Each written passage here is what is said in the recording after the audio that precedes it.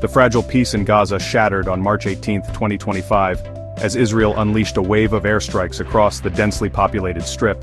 This dramatic escalation of violence brought a 2-month ceasefire to an abrupt end.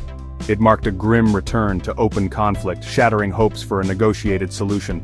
The Israeli offensive, codenamed Operation Iron Sword, commenced just before dawn. Explosions rocked Gaza City, Jabalia, Khan Yunis and Rafah, plunging the Palestinian enclave back into chaos and fear. The strikes targeted key infrastructure and Hamas positions, signaling a determined and potentially protracted campaign. The immediate aftermath was met with a chorus of international concern and condemnation. However, the initial Israeli response was one of unwavering resolve, with Prime Minister Netanyahu vowing to continue the offensive until specific demands were met. The situation in Gaza remained volatile, with the specter of further escalation looming large.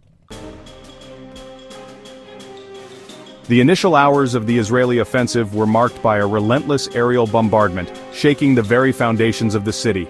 F-16 fighter jets and attack drones struck over 100 targets across the Gaza Strip, unleashing a barrage of missiles and bombs, reducing buildings to rubble and leaving a trail of devastation in their wake, with entire neighborhoods flattened. The intensity of the strikes, concentrated within a short time frame, overwhelmed emergency services and plunged the territory into darkness, cutting off power and communication lines. Palestinian hospitals, already stretched thin after years of conflict and blockade, were quickly inundated with casualties, struggling to cope with the sheer number of injured.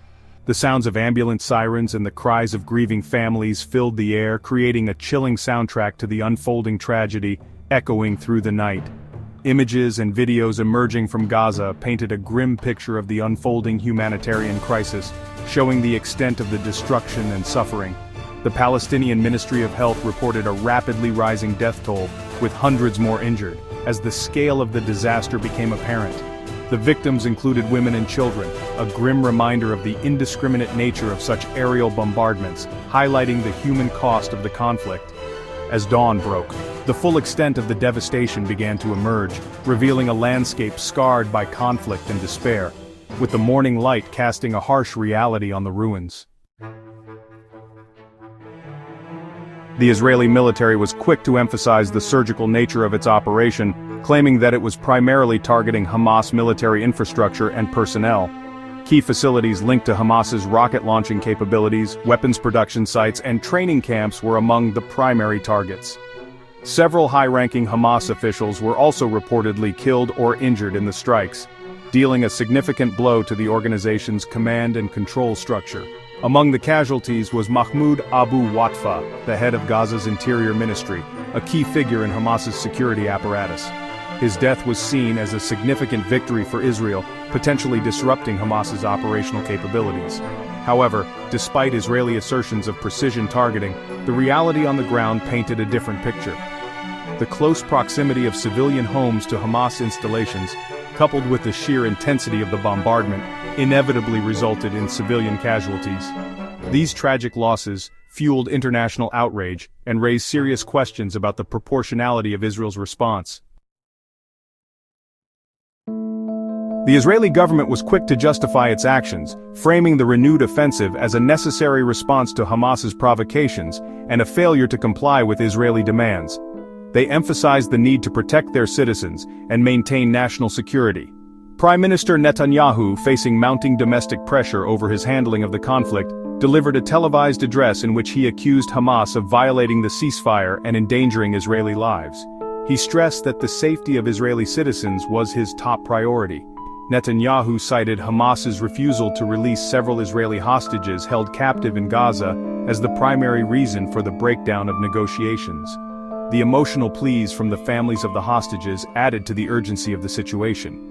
He accused Hamas of using the hostages as bargaining chips and exploiting international efforts to broker a lasting peace. Netanyahu argued that such actions undermined trust and made diplomatic resolutions increasingly difficult.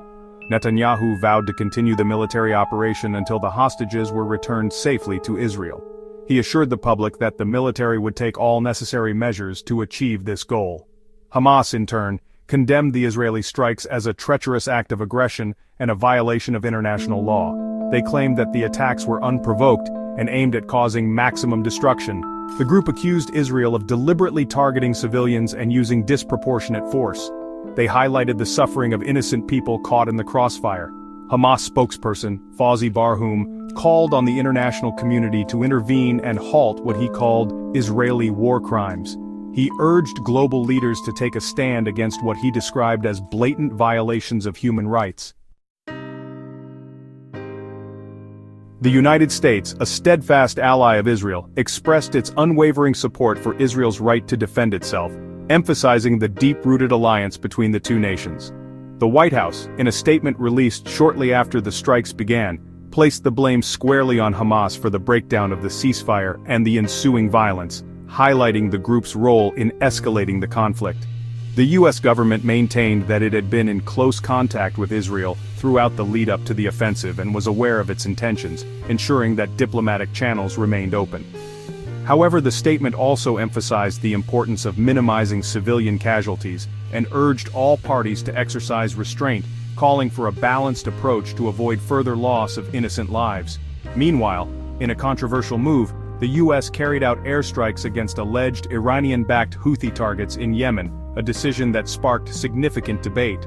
The U.S. claimed these strikes were in retaliation for recent attacks on U.S. warships in the Red Sea, which Washington blamed on the Houthis with alleged Iranian support, further complicating the regional dynamics.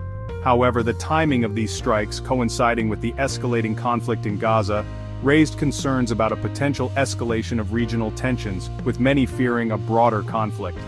Reports emerged of civilian casualties in the U.S. strikes, further fueling anti-American sentiment in the region and highlighting the complex nature of modern warfare.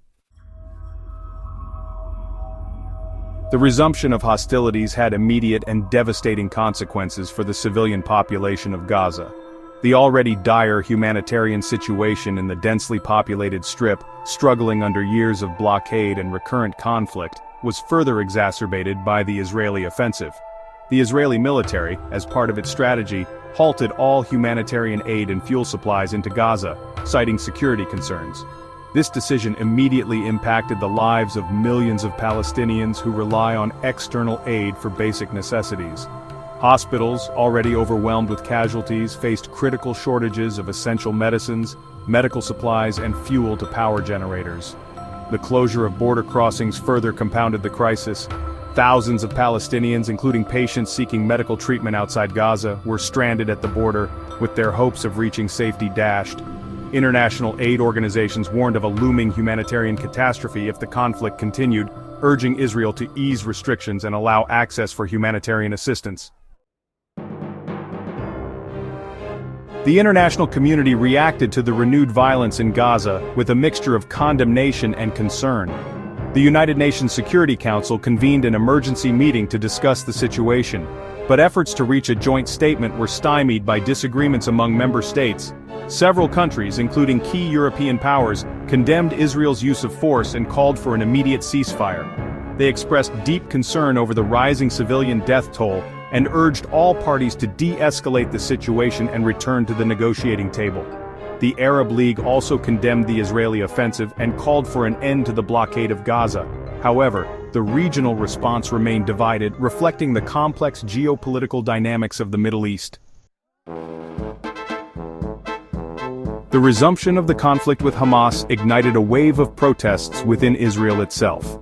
Thousands of Israelis took to the streets in Tel Aviv, Haifa, and Jerusalem, expressing their opposition to the government's handling of the crisis and calling for a peaceful resolution.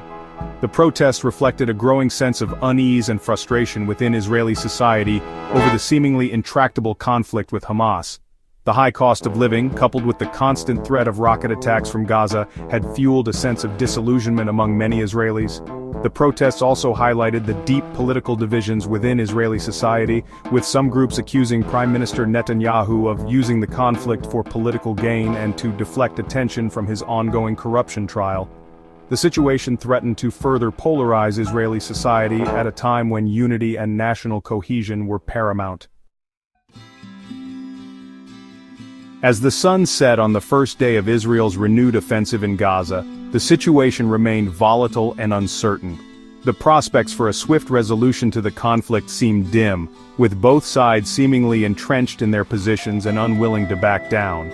The international community, while expressing grave concern over the escalating violence and the humanitarian crisis in Gaza, seemed powerless to exert any meaningful influence over the warring parties. The specter of a protracted conflict, with its inevitable toll on human life and regional stability, loomed large. The renewed violence in Gaza served as a stark reminder of the fragility of peace in the region. It also highlighted the urgent need for a just and lasting solution to the Israeli-Palestinian conflict, one that addressed the root causes of the conflict and provided both Israelis and Palestinians with the security, dignity, and hope for a brighter future.